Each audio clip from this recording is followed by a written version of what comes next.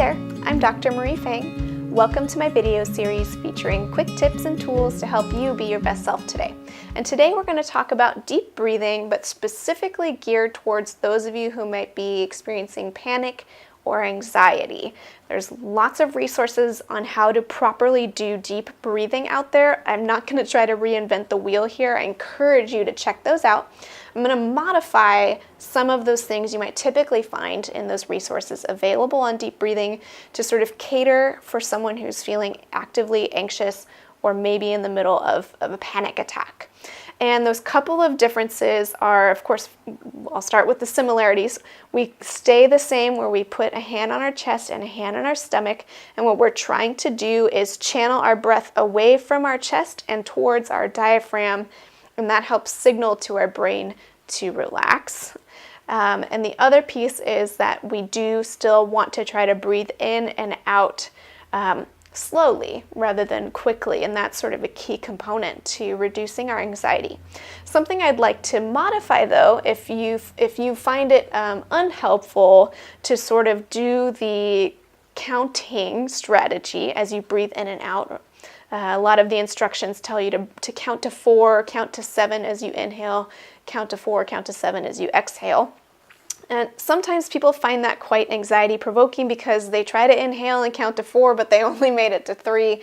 And then it feels like you're holding your breath, and it could sort of make the anxiety worse, which is the opposite of what we're trying to do. So if that applies to you, then I encourage you to be okay with just throwing the counting out the window. And it's okay to simply do the exercise. You don't need to count, and just let yourself take your time. Don't worry about using numbers to count. Just go whatever feels like a slow pace for you, but manageable. And keep your breath in your diaphragm. The other tip that I have, particularly for those who might be feeling anxious around deep breathing, is I encourage you to try using the whoosh strategy. What a fun word. We get to whoosh. And the whoosh essentially is an exhale where we make that whoosh sound as we breathe out. And what that does is it pushes the air that's in our lungs out.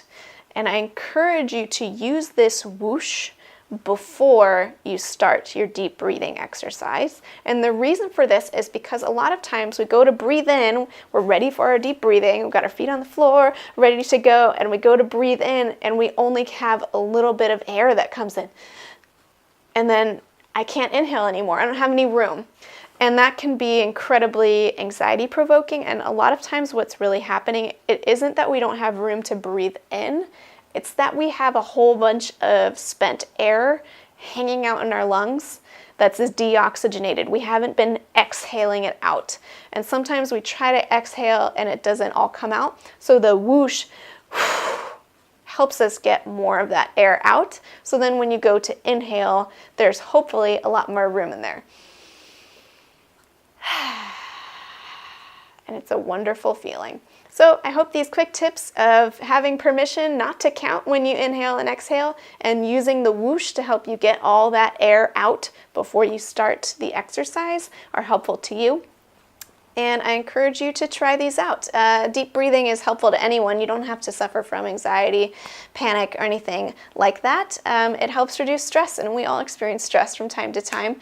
And it's a great practice to try out 5 or 10 minutes a day. I think it's going to reduce your stress overall, and it'll also make it a lot easier to access in those moments when you're feeling actively stressed, to be able to do the deep breathing, whether you're on the subway or you're in your car and you're in a meeting, and you can just sort of quietly do it without anybody realizing.